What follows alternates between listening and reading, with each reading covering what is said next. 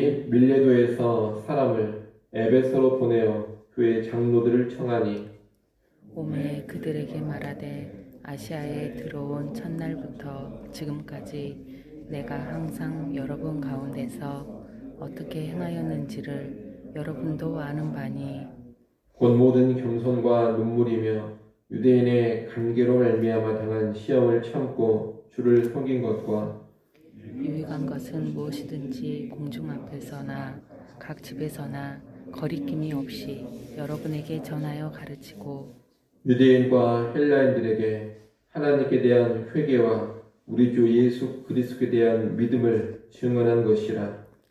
보라, 이제 나는 성령에 매여 예루살렘으로 가는데 거기서 무슨 일을 당할는지 알지 못하노라. 오직 성령이 각 성에서 내게 증언하여 결박과 환난이 나를 기다린다 하시나 내가 달려갈 길과 주 예수께 받은 사명 곧 하나님의 은혜의 복음을 증언하는 일을 마치려 하면은 나의 생명조차 조금도 귀한 것으로 여기지 아니하노라. 보라, 내가 여러분 중에 왕래하며 하나님의 나라를 전파하였으나 이제는 여러분이 다 내 얼굴을 다시 보지 못할 줄 아노라. 그러므로 오늘 여러분에게 증언하거니와 모든 사람의 피에 대하여 내가 깨끗하니 이는 내가 꺼리지 않고 하나님의 뜻을 다 여러분에게 전하였습니다. 여러분은 자기를 위하여 또는 온 양떼를 위하여 삼가라. 성령이 그들 가운데 여러분을 감독자로 삼고 하나님이 자기 피로 사신 교회를 보살피게 하셨느니라. 내가 떠난 후에 사나운 이리가 여러분에게 들어와서 그 양떼를 아끼지 아니하며 또한 여러분 중에서도 제자들을 끌어 자기를 따르게 하려고 어그러진 말을 하는 사람들이 일어날 줄을 내가 아노라. 그러므로 여러분이 일깨어 내가 3년이나 밤낮 쉬지 않고 눈물로 각 사람을 훈계하던 것을 기억하라. 지금 내가 여러분을 주와 및 그 은혜의 말씀에 부탁하노니 그 말씀이 여러분을 능히 든든히 세우사 거룩하게 하심을 입은 모든 자 가운데 기업이 있게 하시리라. 내가 아무의 은이나 금이나 의복을 탐하지 아니하였고 여러분이 아는 바와 같이 이 손으로 나와 내 동행들이 쓰는 것을 충당하여 범사에 여러분에게 모본을 보여준 바와 같이 수고하여 약한 사람들을 돕고 또 주 예수께서 친히 말씀하신 바 주는 것이 받는 것보다 복이 있다 하심을 기억하여야 할지니라. 이 말을 한 후 무릎을 꿇고 그 모든 사람들과 함께 기도하니 다 크게 울며 바울의 목을 안고 입을 맞추고 다시 그 얼굴을 보지 못하리라 한 말로 말미암아 더욱 근심하고 배에까지 그를 존송하니라. 아멘. 바울은 오순절 안에 급히 예루살렘으로 가려는 여정을 지속하는 중에 밀레도에 이릅니다. 이 밀레도는 바울이 3차 전도여행 기간에 오랫동안 사역했던 에베소에서 100km 정도 떨어진 곳입니다. 바울은 에베소에 둘러보고 싶은 마음이 컸지만 일정의 촉박함으로 인해서 에베소 방문은 포기합니다. 에베소를 방문하게 되면 상당 기간 머무르게 되기가 쉽기 때문입니다. 그러나 에베소 교회를 그냥 지나치지는 않습니다. 바울은 자신이 에베소로 가는 대신 에베소 교회 장로들을 자기가 있는 밀레도로 부릅니다. 교회의 장로들은 교회를 지도해가는 사람들입니다. 오늘날 목회자급의 사람들이다 이렇게 생각을 하면 되겠습니다. 바울은 이들이 교회를 잘 세워가도록 권면하고 격려하기 위해서 이들을 부른 겁니다. 바울의 부름에 응해 에베소 교회 장로들이 오자 바울은 이들에게 일종의 고별 설교와도 같은 권면을 합니다. 이 권면에서 바울은 먼저 자신의 에베소 사역을 회고하며 자신의 삶을 말합니다. 오늘 본문 17절부터 27절이 그 내용인데 바울이 자신의 삶과 연관해 말한 내용은 크게 세 가지입니다. 바울은 첫째, 겸손과 사랑으로 사역을 했다고 합니다. 19절에 보면 바울은 모든 겸손과 눈물로 사역했다 그렇게 말합니다. 겸손이란 권위주의에 빠지지 않고 낮아져 섬기는 자세로 사역을 했다는 겁니다. 그리고 눈물이란 복합적인 의미가 있는데 일단 여기서는 사랑으로 이해를 하면 되겠습니다. 교회와 영혼에 대한 간절한 사랑으로 눈물 가운데 사역을 한 겁니다.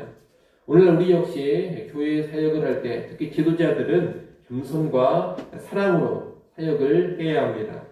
교회 사역은 거만하게 하는 것이 아닙니다. 군림하며 위세부리며 하는 것이 아니라는 겁니다. 자신을 낮추고 섬기면서 하는 겁니다. 종의 자세로 하는 겁니다. 지도자나 직분자, 책임자들이 거만하고 위세를 부리면 복음 사역에 있어서 반드시 실패하게 됩니다. 겸손한 사역이 있어야지만 교회가 평안한 가운데 든든히 세워져 가는 겁니다. 아울러 교회 사역은 눈물 어린 사랑으로 해야 합니다. 교회 영혼들의 안타까운 모습에 가슴 아파해야 되고 눈물을 흘릴 줄 알아야 합니다. 또한 눈물의 기도가 늘 있어야 합니다. 긍휼의 눈물이 있어야 되고 공감의 눈물이 있어야 하는 겁니다. 이러한 사랑의 눈물이 있어야 감화가 있고 기도에도 강한 응답이 있습니다. 교회는 사랑을 올리는 그런 눈물 가운데 성장해 가는 겁니다. 그래서 오늘 우리도 복음 사역, 교회 사역을 감당할 때 겸손과 눈물 어린 사랑으로 사역할 수 있어야 할 것입니다. 둘째로 바울은 담대한 말씀의 선포와 가르침으로 사역을 했다고 합니다. 바울은 겸손하게 눈물 가운데 섬겼지만 동시에 아주 담대하게 말씀을 선포하고 가르쳤습니다. 그래서 20절에 있는 것처럼 유익한 것은 무엇이든지 공중 앞에서나 각 집에서나 거리낌 없이 전하며 가르쳤습니다. 공식적으로나 개인적으로나 필요한 것은 거침없이 부지런히 가르쳤다는 겁니다. 또 21절에 보면 바울은 유대인과 헬라인들에게 하나님께 대한 회개와 주 예수 그리스도에 대한 믿음을 증언했다고 합니다. 한마디로 회개하고 예수를 믿으라고 선포했던 겁니다. 바울은 믿기만 하면 구원받는다 이 말만 하지 않았습니다. 회개하여 믿으라 했습니다. 보통 사람들은 예수 믿어 구원받는 것은 좋아하지만 회개하는 것은 좋아하지 않습니다. 근데 바울은 죄를 지적하며 회개하라고도 강하게 선포하고 회개와 더불어 믿을 것을 분명했다는 겁니다. 이런 바울의 모습을 보면 바울은 사람들의 눈치를 보면서 할 말을 못하거나 사람들 기분이 상할까봐 그들이 듣고 싶어하는 말만 전하지 않았습니다. 그들의 영혼의 유익을 생각하면서 담대하게 전해야 할 것들은 다 전했고 마땅히 들어야 할 말은 그들이 기분이 상한다 하더라도 전했던 겁니다. 그래서 바울은 26절, 27절의 말을 자신있게 할 수가 있었습니다. 26절, 27절 말씀 여러분이 한번 읽어보십시오. 26절, 27절 읽습니다. 그러므로 오늘 우리 여러분에게 증언하거니와 모든 사람의 피에 대하여 내가 깨끗하니 이는 내가 꺼리지 않고 하나님의 뜻을 다 여러분에게 전하였습니다. 아멘. 모든 사람의 피에 대하여 깨끗하다 이 표현은 하나님께 심판받는 자들에 대한 책임이 나에게는 전혀 없다 이런 뜻입니다. 가르칠 것을 다 가르쳐 줬고 마땅히 경고해야 할 것들을 다 경고해 줬기 때문에 혹시라도 너희가 심판을 받는다면 내 책임은 하나도 없고 너희의 책임이다 이런 말입니다. 바울은 이 정도로 담대하게 말씀의 사역을 감당했습니다. 오늘 우리도 이런 수준으로 말씀을 선포하며 가르쳐야 하겠습니다. 우리가 말씀을 전하고 가르친 모든 사람의 피에 대하여 깨끗하다 이렇게 말할 수 있는 수준으로 하나님 말씀을 다 전하고 온전히 가르쳐야 한다는 겁니다. 오늘 우리에게 이러한 말씀 사역이 있기를 바랍니다. 셋째로 바울은 고난과 시련을 불사하는 헌신으로 사역을 했다고 합니다. 19절에 보면 유대인의 관계로 말미암아 당한 시험을 참고 주를 섬겼다고 합니다. 이 시험이라는 말은 시련이라는 말로 번역하는 것이 더 좋겠습니다. 유대인들로 인한 시련을 참고 견디며 사역을 했다는 겁니다. 이런 맥락에서 19절의 눈물은 사랑의 눈물이기도 하면서 동시에 시련 가운데 고난 속에서 흘린 눈물이기도 합니다. 바울에게는 이런 고난의 눈물, 시련의 눈물이 있었던 겁니다. 하지만 바울은 그런 눈물 나는 시련을 다 참고 견디면서 사역을 했습니다. 22절, 23절에 보면 지금 예루살렘으로 가고 있는데 이 예루살렘에 올라가서도 무슨 일이 벌어질지를 모른다고 합니다. 성령께서는 결박과 환난이 기다리고 있다고 말씀을 하십니다. 하지만 바울은 회피하지 않고 그 예루살렘으로 올라가겠다고 합니다. 고난의 상황이 100% 기다리고 있습니다. 그래도 자신에게 주어진 사명을 감당하기 위해서 고난이 기다리고 있는 그곳으로 가겠다는 겁니다. 24절은 이런 바울의 삶을 잘 보여주는 고백입니다. 24절 말씀 여러분이 한번 읽어보십시오. 읽습니다. 내가 달려갈 길과 주 예수께 받은 사명 곧 하나님의 은혜의 복음을 증언하는 일을 마치려 하면은 나의 생명조차 조금도 귀한 것으로 여기지 아니하노라. 아멘. 바울은 사역을 감당함에 있어서 고난이나 시련을 피하려고 하지 않습니다. 기꺼이 맞이하고 인내하며 견딥니다. 필요하면 자기의 생명을 걸기도 합니다. 생명도 아끼지 않는 헌신과 충성으로 사역을 감당했던 겁니다. 여러분, 주님의 일은 이렇게 하는 겁니다. 쉽고 편하게만 사역을 하려고 하면 안 됩니다. 몸살이면서 사역하는 것도 아닙니다. 어려움이 없는 사역만을 기대하고 원해서도 안 됩니다. 시련과 고난이 오더라도 그것을 감수하면서 사역하겠다, 이런 각오가 있어야 합니다. 필요하다면 내 목이라도 내놓겠다, 생명도 내놓겠다, 그런 결단으로 주의 사역을 감당해 가야 하는 겁니다. 바라기는 오늘 우리에게도 그런 결단과 그런 각오로 주님의 일에 들어지는 그런 여러분이 되기를 소원합니다.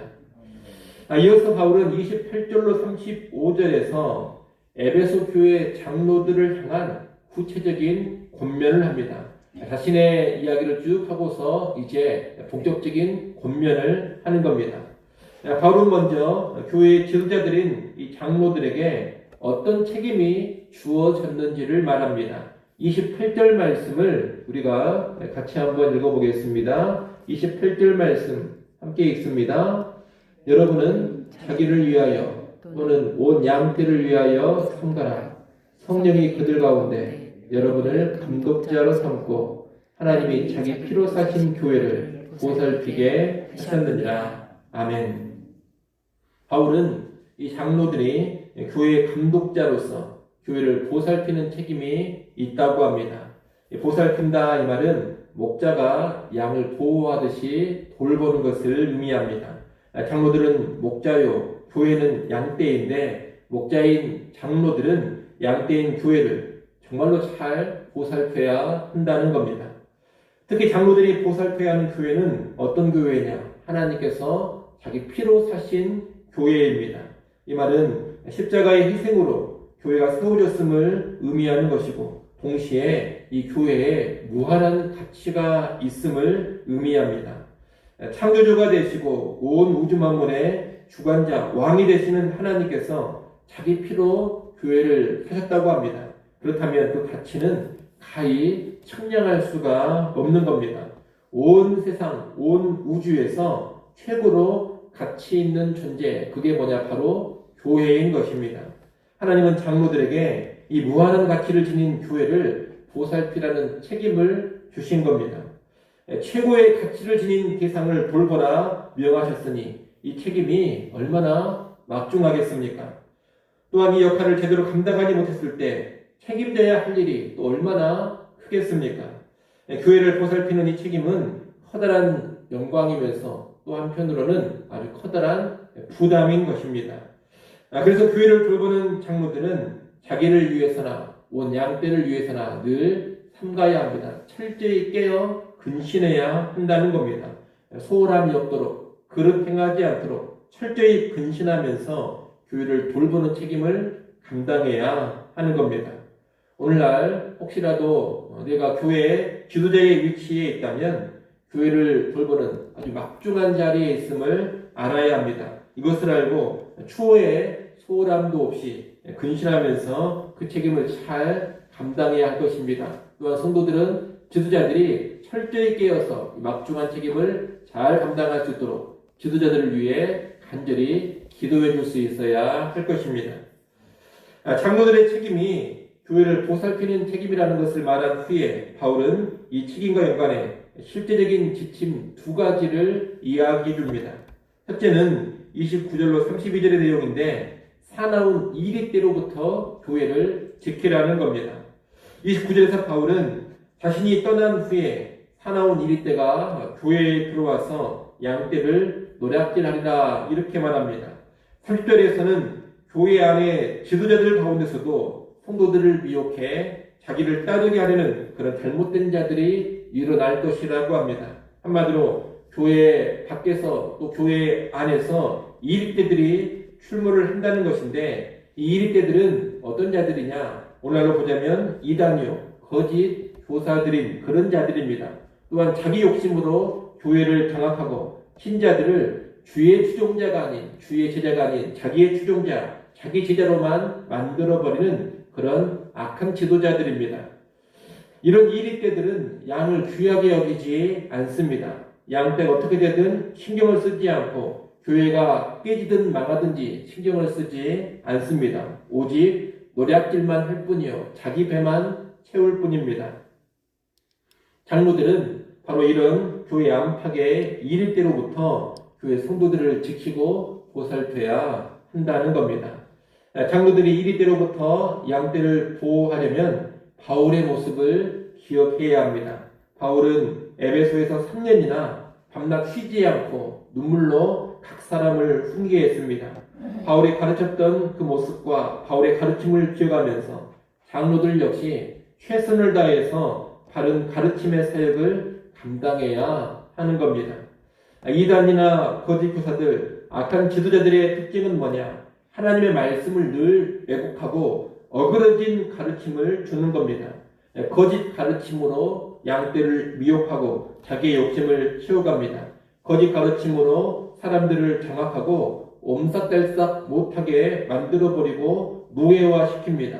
정상적인 판단력을 마비시켜서 부당한 착취를 당하면서도 전혀 한가하지 못하게 만들어버립니다.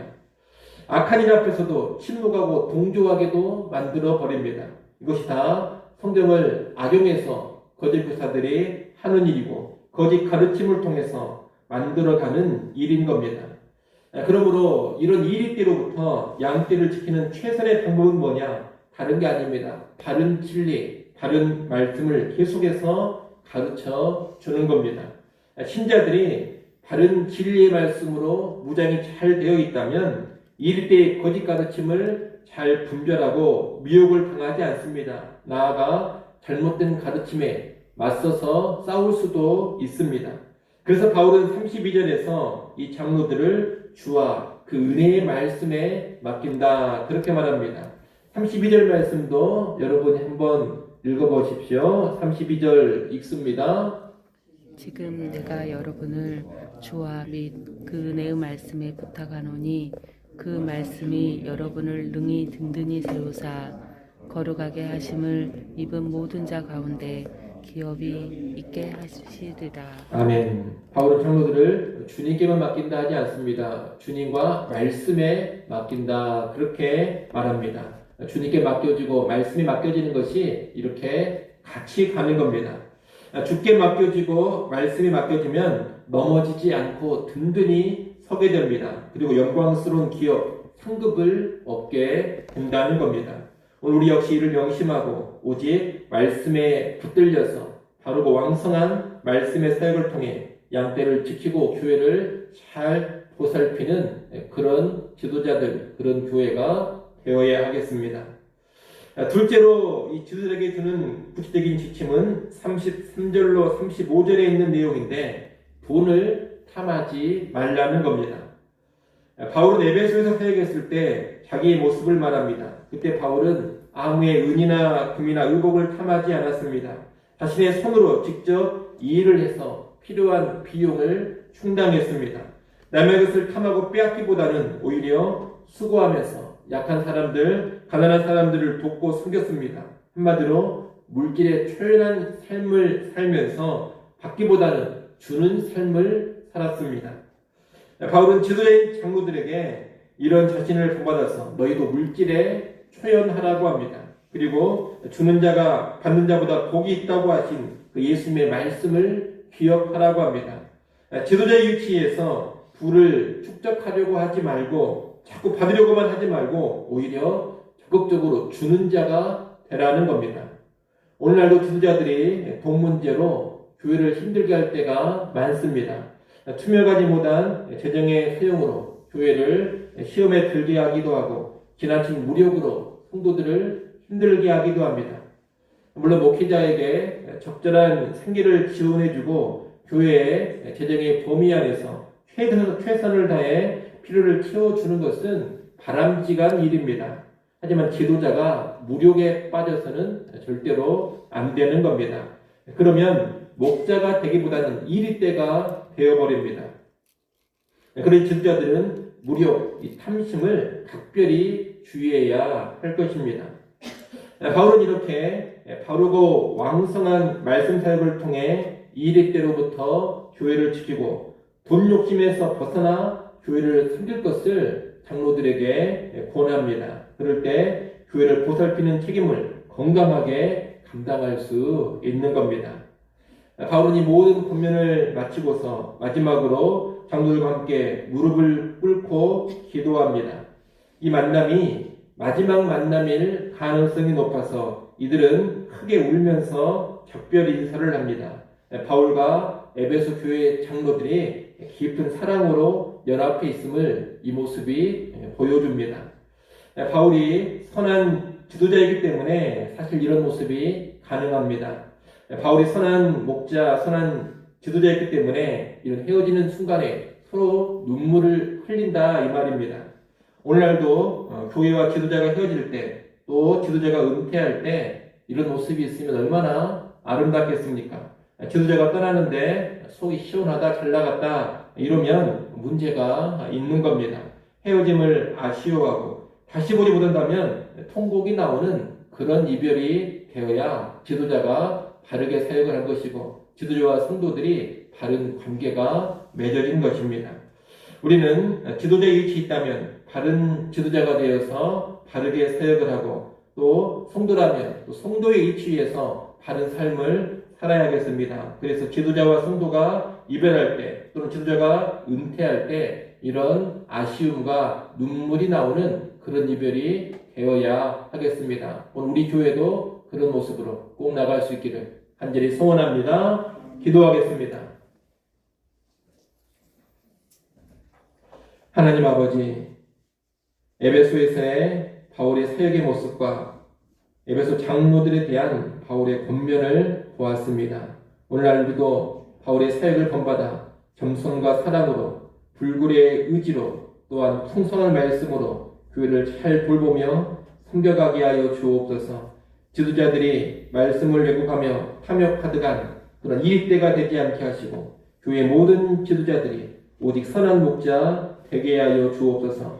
또한 성도들은 바른 말씀으로 잘 무장하여서 이익대에게 노략당하지 않게 하여 주옵소서. 좋은 지도자가 되고 좋은 성도들이 되어서 함께 주의 나라를 이뤄가게 하시고 헤어짐을 가슴 아파하는 사랑의 관계가 맺어지게 하여 주옵소서. 하나님, 또 새벽을 깨우며 주님 앞에 나왔습니다. 아침에 우리의 소리를 들으시겠다는 주님의 약속을 지어가며 시간 간절히 믿음으로 구하게 하여 주옵소서. 예수님의 이름으로 기도드리옵나이다. 아멘.